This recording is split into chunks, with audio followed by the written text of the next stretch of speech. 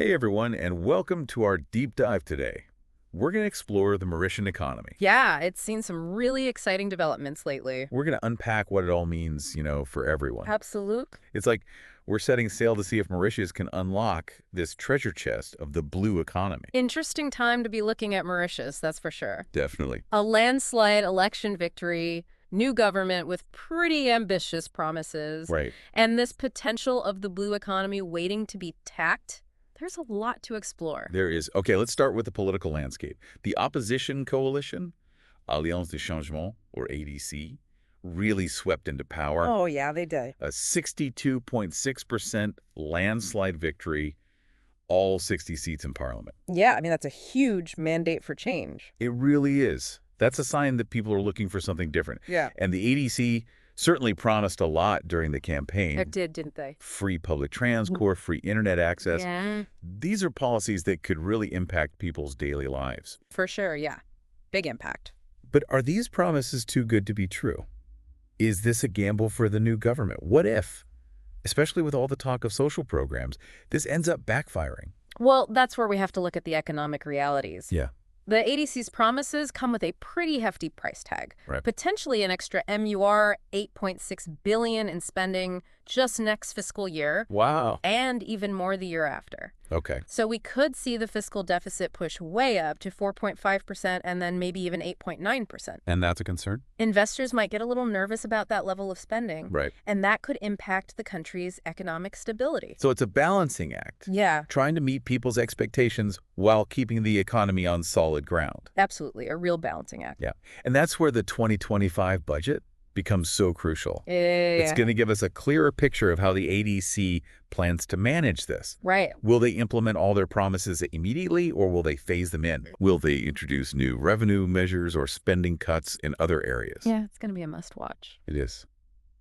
For anyone interested in the future of the Mauritian economy. Absolutely. Speaking of budgets, did you know that globally, the ocean's economic activity is worth like a staggering $2.5 trillion annually? Wow, that's huge. That's like the seventh largest economy in the world, right. if it were a country. That brings us to the blue economy. This seems to be a hot topic lately. It is, yeah. A lot of attention. Yeah. And for good reason. It's a huge, untapped potential, especially for island nations, right? Right. Like Mauritius. Imagine harnessing the power of the ocean, but sustainably, Yeah. to create jobs, boost exports, protect the environment, all at the same time. That's an intriguing thought.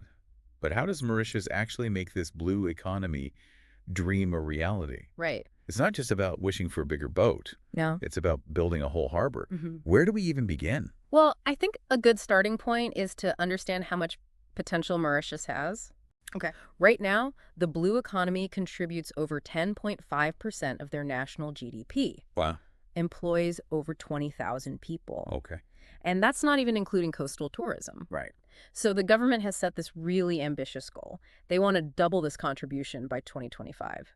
So there is a foundation to build on, but this new government, with all its promises, needs results quickly. Yeah, they do. Do they even have the resources to make this happen? Well, that's where things get interesting. You see, small island developing states, they often face challenges when it comes to attracting investment. Right. Limited resources, vulnerability to climate change. They're also facing competition from larger economies. So are you saying Mauritius is at a disadvantage? How can they possibly compete with global giants? Well, that's where this thing called the Multidimensional Vulnerability Index comes in. Okay. It's a way of acknowledging that, for countries like Mauritius, it's not just about income levels. Right. It takes into account things like exposure to natural disasters, reliance on imports, and other factors that can make development tougher. I see.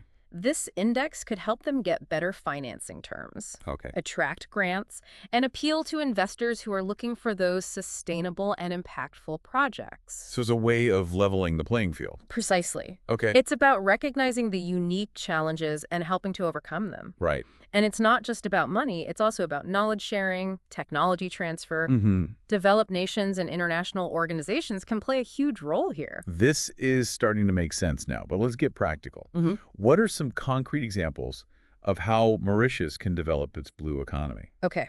Well, one key area is sustainable fisheries management. Do you Okay. remember the ADC, the new ruling coalition? Yes. Well, their budget will really tell us whether they will follow the lead of a country like Senegal. Okay. They took a bold step.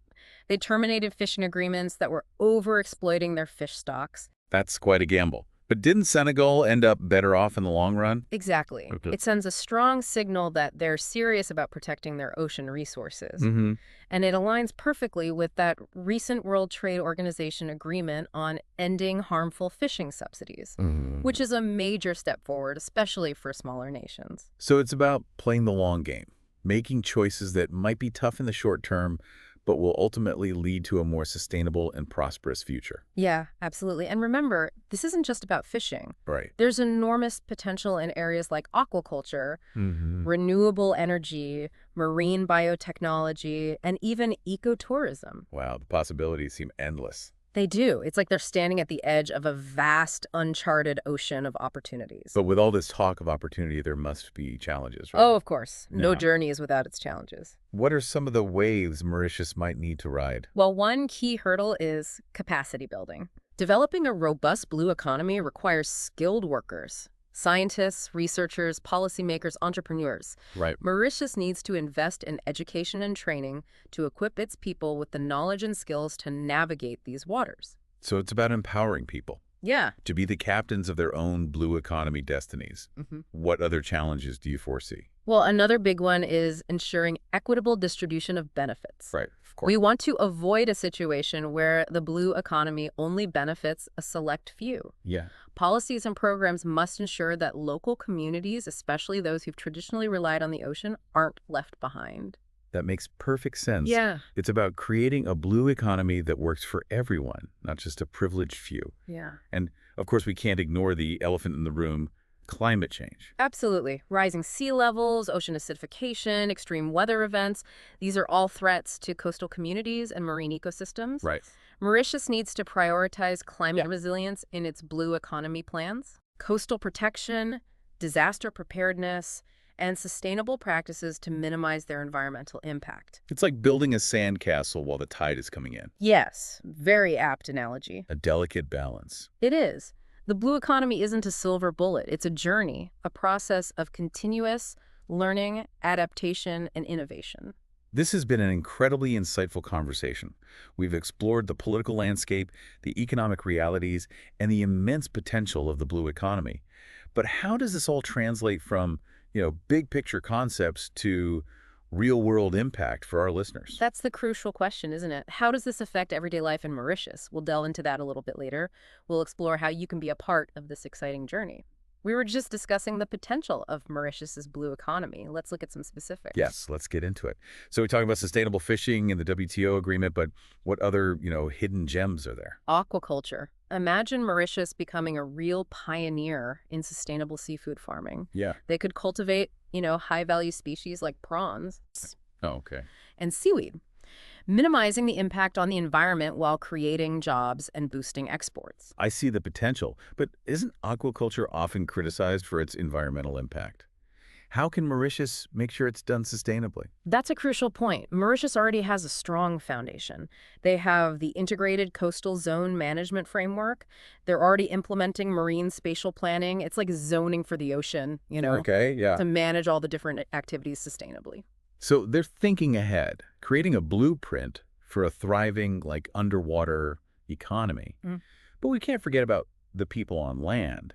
How does this benefit everyday Mauritians? Right. Well, the blue economy isn't just about abstract economic growth. It's about creating opportunities for everyone. Imagine ecotourism initiatives that really showcase the beauty of their marine ecosystems, Right. benefiting local communities directly. Whale watching, snorkeling, diving, all experiences that protect the environment while providing livelihoods. That's a fantastic vision. Mauritius is already a renowned tourist destination, but this takes it to a whole new level. It's about connecting people to the ocean while preserving its wonders. Exactly. And it doesn't stop with existing industries.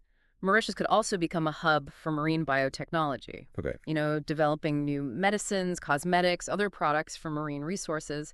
They could even invest in renewable energy, harnessing the power of the ocean for a more sustainable future. The possibilities seem endless. It's like standing at the edge of a vast, uncharted ocean of opportunities.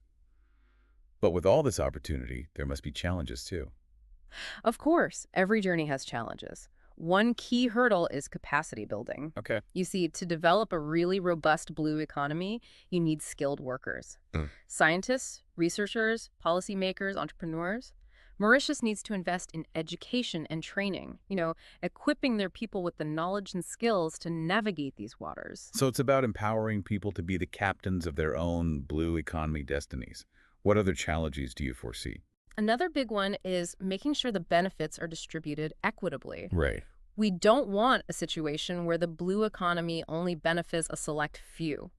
Policies and programs need to ensure that local communities, especially those who have traditionally relied on the ocean, aren't left behind. That makes sense. Creating a blue economy that works for everyone. And of course, we can't ignore climate change. Absolutely. Rising sea levels, ocean acidification, and extreme weather events are all threats to coastal communities and marine ecosystems. Mauritius has to prioritize climate resilience in its blue economy plans. Oh, okay. Think coastal protection, disaster preparedness, and those sustainable practices that minimize their environmental impact. Like building a sandcastle while the tide is coming in. Yeah, good analogy. A delicate balance. Exactly. It is. The blue economy isn't some kind of silver bullet. It's a journey, a process of continuous learning, adaptation, and innovation. This has been a really insightful conversation. We've explored the political landscape, the economic realities, and the immense potential of this blue economy. But how does all this translate from, these big picture concepts to real-world impact for our listeners? That's the key question, isn't it? How does this affect everyday life in Mauritius? We'll explore that. We'll see how you can be a part of this exciting journey. Welcome back to our deep dive. We've talked about the blue economy and its potential, but let's bring it home now. How does all this translate to, a real-world impact for our listeners? Well, it's all about connecting those big ideas to everyday life. Right. So, first and foremost, keep an eye on that 2025 budget. Yeah. It's going to reveal a lot about how this new government plans to balance those ambitious social programs, right, Yeah. with the need for, fiscal responsibility. Right. We'll also get a glimpse into their commitment to the blue economy. What specific steps are they taking to actually make this vision a reality? So mark your calendars, everyone. The 2025 budget, you won't want to miss it. But what about, just the individual? What can the average person do? That's a good question. What role can they play in all of this? Think about this. How could you, as an individual, contribute to or benefit from the growth of this blue economy in Mauritius? Are there opportunities for, say, entrepreneurship Right. and sustainable tourism, aquaculture, Yeah. maybe marine biotechnology? Okay. Could your skills be applied to these new emerging sectors? It's a chance to not just witness this change, but actually be a part of it, Exactly. taking ownership and shaping the future. And don't forget, knowledge is power. Right. Stay informed about these latest developments in the blue economy, both locally and globally. Read articles, maybe attend some conferences, connect with experts, immerse yourself in this world of information, and really discover how you can make a difference. It's like we've given you a treasure map. Now it's up to you to set sail and discover the riches of the blue economy. Yeah, and here's one last thought. Imagine a future where Mauritius is not just a beautiful island nation, but a global leader in this whole idea of sustainable ocean management. A beacon of innovation and prosperity, even inspiring other nations to follow in its footsteps. That future, it really is within reach, but it requires, collective effort from policymakers, entrepreneurs, everyday citizens. This has been an incredible journey. We've explored the challenges and the opportunities and the potential for Mauritius to really embrace this blue economy. It's a story of hope, resilience, and innovation. A reminder that even with all the global economic uncertainties, there's always room for optimism, the power to shape a brighter future. Thanks for joining us on our deep dive into the Mauritian economy. We hope you've been inspired to explore, to learn, and to become a part of this exciting journey. We have created